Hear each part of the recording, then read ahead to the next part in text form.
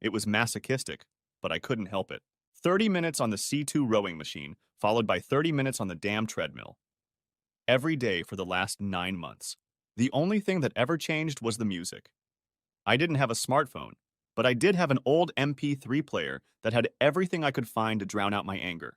I think I should say something to numb the pain, but the anger seemed to grow every day and push the pain away. Scenarios of revenge ran through my mind as heavy metal clouded the reality around me. Both sets of exercises could be performed automatically, without thinking or concentrating on what I was doing. Every day for an hour, I was in a forced trance, mired in rage, inspired by my wife's infidelity. After a quick shower at the gym, I went on a 3-mile walk to work. Driving would be more practical, but I found that taking a walk to calm down is therapeutic, typically 58 minutes. A little more if the weather was bad. The pace is not fast, but good enough to keep your heart rate up a bit. After work, I walked the 2 miles home at a more leisurely pace. The weekend threw a bit of a wrench into things, but I was able to fill the time by doing a little more housework than usual. I spent more time mowing, trimming, and edging. Little pieces of work that I seemed to be ignoring began to attract attention. Painting and caulking began to become important as a means of filling time. My MP3 player has become my best friend. I made good money working as a Volvo mechanic. I specialized in commercial diesel engines, and my certifications were always up to date. There was enough money to put my 2 daughters through college, but we used the second mortgage to offset college costs rather than saddle the girls with student loans. I guess you could say my marital problems were caused by music. My wife Robin prefers classical music, which I can't stand. For her sake, I tried to accept this for several years, but it didn't work out. Okay, we have different options in music. It seems that this is not enough to destroy the marriage, but she decided to take it further. She began connecting with others who had similar musical tastes, which led to joining and participating in local music production and appreciation association. The group's program included concert tours, and it began recording as many as it could. Of course, she didn't even think about asking me to accompany her. When walks began to turn into night walks, I felt the need to sort things out a little. Serge Gorski was a pianist. He taught at a local college and played with several local classical orchestras. He regularly traveled to perform in New York, Philadelphia, and Baltimore. My wife was infatuated with him. Although she maintained this silence for a long time, it was easy for me to determine that she was indeed his personal traveling companion. After collecting all the facts, I waited for the right moment and then hit her with it. Honey, we need to talk. Of course, things didn't go as I expected. She didn't deny anything. He admitted everything and more or less said, "So what? I'm not a very smart person." I had no reaction to her reaction. I expected remorse and remorse. I developed indifference and insolence. Our lives changed at that moment. At first, I was overcome with grief and sadness. The pain was excruciating, but I held back. I didn't say anything to my daughters or anyone else. Robin continued as if nothing had changed. She cooked, cleaned, and maintained the house just as she always had. The only real change was that I now slept in the guest room. Robin never worked, so she spent all her free time with friends. Although we still lived in the same house, we were more like brother and sister than husband and wife. Her trips and walks became more brazen. Photographs in newspapers and local magazines showed Serge and Robin as a couple. There was never any mention of me or her marriage. Over time, my pain gradually turned into anger, and the anger grew to such an extent that I found it difficult to control. I didn't drink. I turned to the gym. I lost 46 pounds. I was in better shape than ever. I got off my blood pressure and cholesterol medications. At home, I only ate at dinner time and I was able to easily adapt to what Robin was cooking. For every pound I lost, I gained 10 pounds of bitterness. I was becoming a hateful, pathetic bastard. Even my friends and work colleagues started avoiding me. And then I met Seymour. Seymour had been going to the gym regularly for about 2 months before I even spoke to him. During training, I more or less kept to myself and socialized very little. Some of us nodded casually at each other, or occasionally exchanged quick fist bumps. Seymour did not interfere. Sometimes I caught him talking to himself. When you have headphones on, you don't realize you're singing along to songs or talking out loud. One day he noticed me smiling while he was thinking, and from then on we had an easy, relaxed relationship. We started working out on the treadmill together, and then I gradually taught him how to use the rowing machine. He was just as focused on training as I was, and I quickly discovered that we had the same motivation. We started drinking coffee after workouts, and that led to us having lunch every now and then. Having Seymour as a friend made things a lot easier. Finally, I had someone to sympathize with. I could talk it out. However, this did not soften the situation, but simply angered me even more. Seymour didn't run on a treadmill. He didn't want to run at all. Physically, he could run, but mentally, he chose not to. His wife Tricia was an avid triathlete. She got into fitness about 5 years ago, and that's the direction she's taken. She spent as much time as possible cycling, swimming, and running. The worst part was that she wasn't doing it alone. There were marathons and Ironman competitions happening all the time, and she participated in them as much as she could. Of course, Seymour was never invited. Gene Dickens was a world-class Ironman triathlete and was happy to offer his escort services to Tricia. Seymour had no trouble finding that they shared transportation, hotel accommodations, meals, and business meetings. He ran into his wife. She told him to deal with it. Things came to a head one evening after work when Seymour and I were sharing ribs. Robin was in Washington with Serge, and Tricia was in Hawaii at Ironman Kona with Gene Dickens. The ribs would have tasted better with cold beer, but we stuck to unsweetened tea. You know, John, we're pathetic idiots. Seymour wasn't laughing when he said this. He just shook his head and looked a little gloomy. Damn it, Seymour. I'm not a cuckold. Oh, really? What do you call two guys who know their wives are cheating on them and accept it? I paused for a moment, thinking about what he said. I casually called the waitress over. Bring us a pair of long necks, please. Seymour. I'm not a cuckold. I won't be a cuckold. Prove it. John, we're both pathetic idiots who bury our misery by training until it hurts. Do your daughters know what's going on? When was the last time you talked to them? Does your wife talk to your daughters? Thank God I don't have kids to worry about. I picked up the cold Yuengling. What would you recommend? Seymour just shrugged and took another rib. I started the weekend as usual. Work in the garden. I had no idea what the timetable was for Robin's return, and I didn't care. I assumed she would stay for the weekend. After a light lunch, I met Seymour at the gym. Tricia won't be back for another 5 days. She told Seymour that triathletes need to do decompression or something like that before airlines will allow them to fly.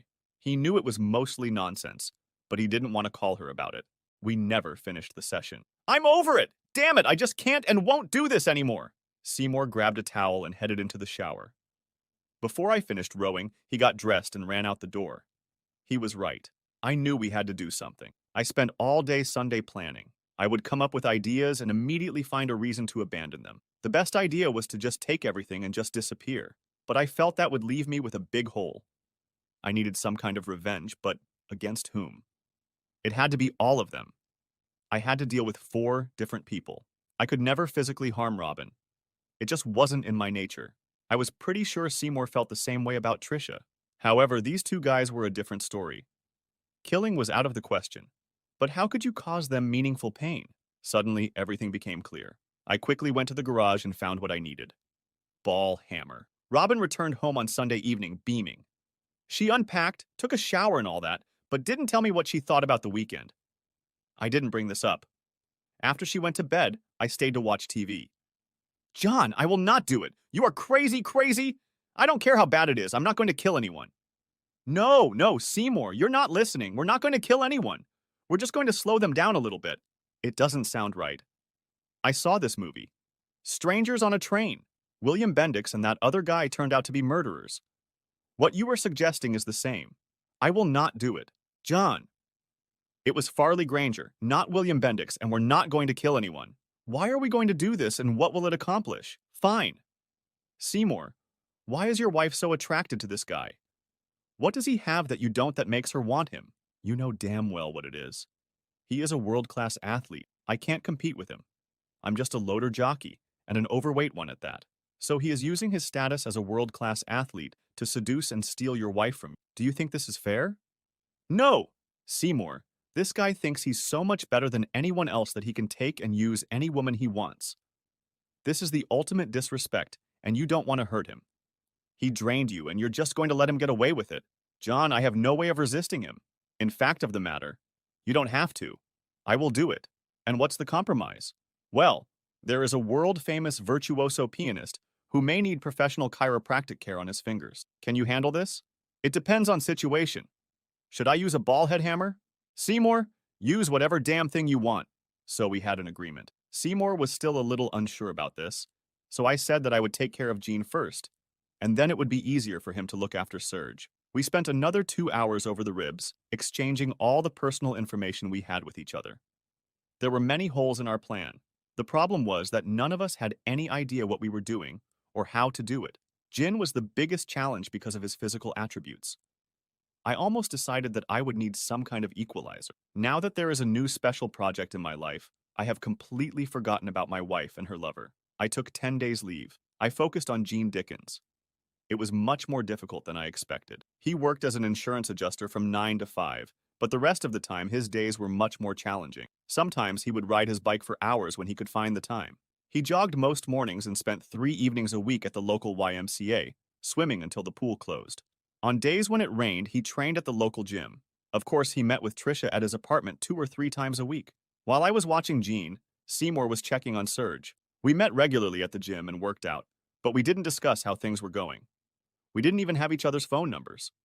This was part of the plan. The only connection we had was that we both went to the same gym. Time passed, and I needed to strengthen something. He used different bike routes all the time. He never ran the same route consistently. The best I could come up with was the YMCA after his swim practice. He parked his car at the back of the building. I spent a lot of time looking for CCTV cameras. I found a few around the front and side of the building, but never seen one in the back. I quietly picked up a stun gun on Craigslist, but wasn't sure if it would work or how to test it. It was a risk I had to take. At least it came with instructions.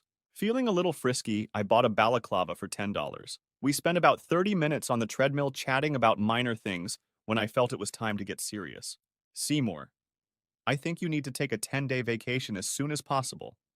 I don't want to know where you're going, but you need to tell me the dates. Wherever you go, use your credit cards. A lot. By the time we had finished another 30 minutes on the Concept C2 rower, Seymour was beaming. Now I needed to figure out where I was going to go.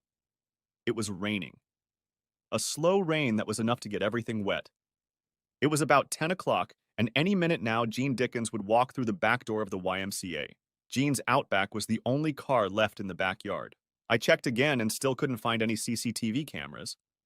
Just in case, I put on a balaclava. He got angry when he saw a flat tire. The stun gun worked exactly as advertised, and within 5 minutes I was on my way home. It didn't make the morning paper, but there was a short story on the evening news about a local man who had been attacked and wounded behind the YMCA the night before. Efforts are being made to install CCTV cameras in the area to prevent further incidents. There is no word on what injuries he received. They had no suspects or motives. I had no idea where Seymour was or when he would return. A ball head hammer, a stun gun, and a balaclava were thrown into 3 different rubbish bins in the city center. My boss at work wasn't happy when I told him I was going to Volvo Penta training courses in Orlando for 3 weeks. He could not understand how a course on marine engines would benefit him. I told him I would pay for the course and use more of my accrued vacation time. He still wasn't happy. I left a note in Seymour's locker in the gym saying I would be out of town until the end of June. Robin, I need to go to Orlando for 3 weeks of training. Do you want to come with us, or would you rather stay home and relax? John, summer concert season is in full swing. You know how much I love park events. I'd really rather stay here. You'll be spending most of your time in some class anyway, won't you? Yes. It's a little stuffy there in summer. I understand why you don't want to go, but I felt I had to ask. Thank you, dear. I appreciate the offer, but I'd probably be more comfortable here. Maybe we can consider a short trip later in the summer. Maybe a weekend in New England or something like that. Of course, this conversation went exactly as I expected. Now for the next stage of the plan. There was no further news about Gene Dickens. I left at dawn on Saturday and planned to get to Orlando in 2 days, including a stop at the Tennessee Aquarium in Chattanooga. We must set our priorities clearly. Luckily, the school had long-term rental agreements that included light kitchen supplies. I didn't want to eat out every day. I called Robin and told her I had arrived safely. The hometown newspaper charged $1 a month if you wanted to read the paper online. I took care of this as soon as I got settled. Starting tomorrow, I will carefully check all the news from home, paying special attention to police reports. I really wanted to know if Seymour would keep his part of the agreement. I also wanted to know if he had received any remorse from the police regarding the Dickens incident. A mile away was the Planet Fitness Club. I need to use my guest privilege card. The first week of my vacation was boring. The second week was interesting, and the third week was great. Of course, I don't mean school preparation. Everything was at the highest level. I read the entire newspaper every day looking for something interesting. There was a concert at the site of the Battle of Brandywine, organized by my wife's lover. I'm sure she enjoyed this little walk. Late the next week, a front-page story appeared about a horrific attack on Serge Gorski, a local university professor and director of a symphony orchestra. The police seemed to consider this some sort of professional vendetta, as the only damage he suffered was to both of his arms.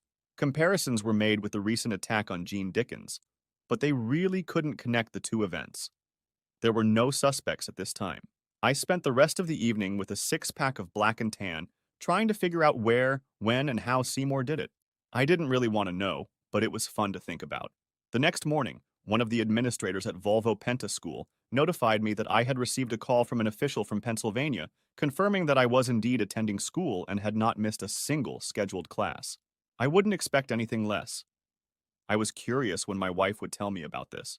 I haven't heard anything from her for several days. In preparation for her phone call, I went out and bought another six-pack. The call never came. The last week of training was the best. We had half a day of interviews with potential employers. I didn't expect this.